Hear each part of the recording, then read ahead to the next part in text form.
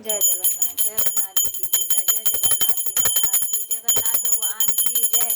जय हो जगन्नाथ जी महाराज की, जय हो जगन्नाथ जी महाराज की, जय हो वे तुम्हारी जगन्नाथ जी की।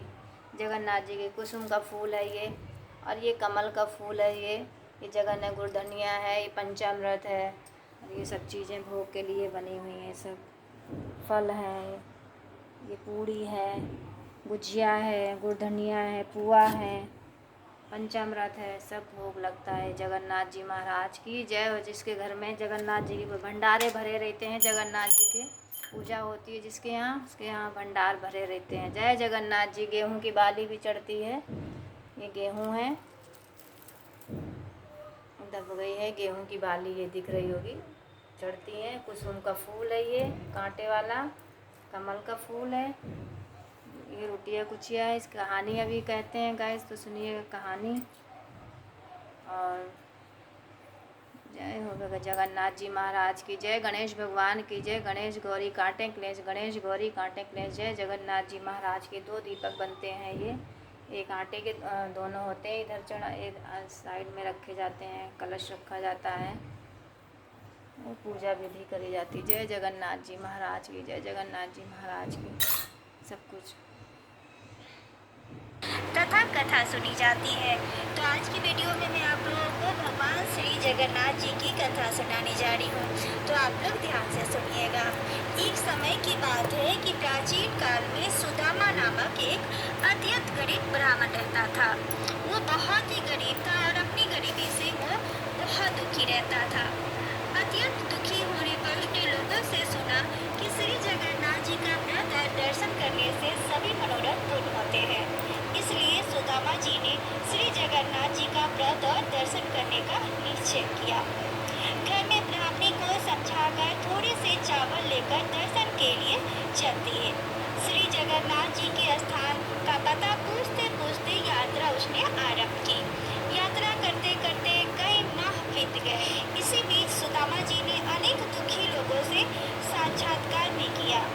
सभी ने सुदामा जी को श्री जगन्नाथ जी का दर्शन को जाते हुए जानकर प्रार्थना की कि हे महाराज, हमारे दुखों की भी श्री जगन्नाथ जी से प्रार्थना करना। इन दुखी लोगों में से सुदामा जी का सबसे पहले हाथी से मुलाकात हुई। तो हाथी ने अपना दुखड़ा सुनाया कि भैया, मेरा जीवन तो बंधे बंधे ही गुजर जाता है, मुझे ना कोई खोलता है, ना ही मेरे कोई समीप आता है। तो वहीं खड़े आम का पेड़ भी अपना दुखड़ा सुना दिया कि भैया, मैं तो इतना भागा हूँ कि समय से मेरे फल लगते हैं, परंतु पकने पर कीड़े लग जाते हैं, कोई खाने वाला नहीं। तो वहीं खड़ी गाय ने भी अपना दुखड़ा सुनाया कि मैं तो इतनी अभागन हूँ कि मेरे बच्चे अलग रमाते रहते हैं और मैं अलग, लेकिन हम दोनों एक दूसरे से कभी मिल नहीं पाते। सबकी दुख को सुनते हुए जब सुदामा जी आगे बढ़े तो उन्हें मार्ग में एक ताल व उसके समीप ही एक तलैया देखी। उनका यह कष्ट था कि पास पास होते हुए भी चाहे जितना पानी भर जाए, दोनों का संगम नहीं होता। सबकी दुखों को सुनते हुए सुदामा जी जब आगे बढ़े तो उन्होंने देखा कि एक तपती हुई रेत पर कछुआ पड़ी हुई थी। कछुआ का दुख ये था कि वह सरोवर में नहीं रह पाती। जब सुदामा जी आगे बढ़े तो उन्हें एक औरत मिली जिसके सिर पर तपती हुई अंगीठी थी। वहीं पर एक और औरत दिखी जिसके शरीर पर मक्खियाँ चिपका हुआ था। सबने अपने अपने दुखड़ा सुनाए। सुदामा जी से कहा, हे सुदामा जी, आप तो जगन्नाथ जी से दर्शन करने जा रहे हैं, आप भगवान जगन्नाथ जी से मेरे कष्टों का निवारण का उपाय पूछना। श्री सुदामा जी ने सभी के कष्टों का विचार करते तथा भगवान का भजन स्मरण करते हुए यात्रा करते रहे। इसी तरह कई महीने बीत गए।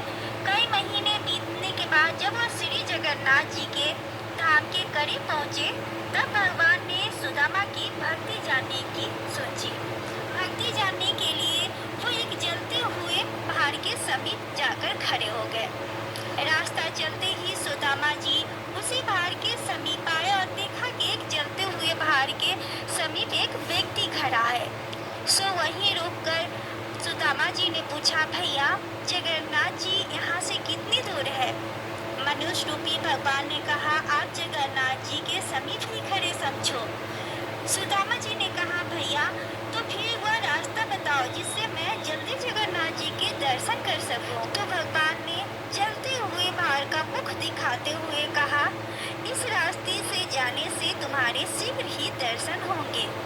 सुदामा जी ने कहा, यह तो आग से तप रहा है। मनुष्य रूपी भगवान ने कहा कि संसार भी अनेकों प्रकार के दुखों से जल रहा है, बिना ताप सहे कोई भगवान को पा नहीं सकता।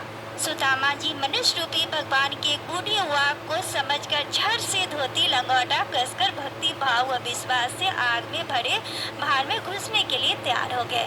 ज्यों ही सुदामा जी ने भार में घुसना चाहा कि भगवान ने रूप बदलकर हाथ पकड़ लिए तथा दर्शन देकर अपने स्थान को ले गए। भगवान ने अपने धाम में सुदामा का बड़ा ही आदर सत्कार किया। सुदामा जी ने भक्ति और प्रेम में मगन होकर कुछ दिन वहाँ पर निवास किया। फिर उन्होंने ब्राह्मणी को याद कर एक दिन भगवान से मार्ग में मिले हुए लोगों की व्यथा बताया। तो भगवान ने कहा कि ये सब इनके पिछले जन्म का फल है। हाथी जो हमेशा दूसरों से लिया और अपने से कुछ भी नहीं दिया, सदा दूसरों को फंसा कर मस्त रहा, अतः इस जन्म में मस्त हाथी वो बंधन में पड़ा हुआ है। अतः उसके दोषों को बताकर उसे 5 बेत मार देना तो उसके पापों से उसे छुटकारा मिल जाएगा। आपका पेट भी दूसरों से अनेक प्रकार की धन सामग्री ग्रहण करता रहा, किंतु स्वर्ग देने के समय कृपण होता रहा, अतः खाने के समय इसके फल में कीड़े लग जाते हैं। इसलिए इसे भी 5 बेत मार देना, इसके भी पाप दूर हो जाएगा। कछुआ भी हमेशा दूसरों को हरा भरा देखकर जलता रहा, इसी स्वभाव व दोष से उसे जल नहीं प्राप्त है, तपता ही रहता है। उसे भी 5 बेत मारकर उसे जल में छोड़ देना, वो सुखी हो जाता। गाय भी अपने ही कर्म का फल भुगत रही है। वो माँ की गोद से बच्चों को अलग किया करती थी, इसीलिए उसका बच्चा अलग रमाता है और वो पी नहीं पाती। तो उसे भी 5 बेत मारकर गाय बच्चा एक साथ कर देना। और ताल तलैया जो पूर्व जन्म के देवरानी जेठानी है, उन्होंने जो एक दूसरे से लिया वो दिया ही नहीं, इसी से उनका मिलन नहीं होता, घूमन घूमन के वो रह जाती है। तो उनको भी 5 बेत मारकर 5 चिल्लू पानी एक दूसरे में डाल देना, तो उन दोनों का मेल हो जाएगा। और जो जलती हुई अंगीठी सिर पर रखने वाली स्त्री है, उसने पूर्व जन्म में रोटी तो बनाई, किंतु तवा चूल्हे के सिर पर ही जलते जय जगन्नाथ जी महाराज, जय जगन्नाथ जी।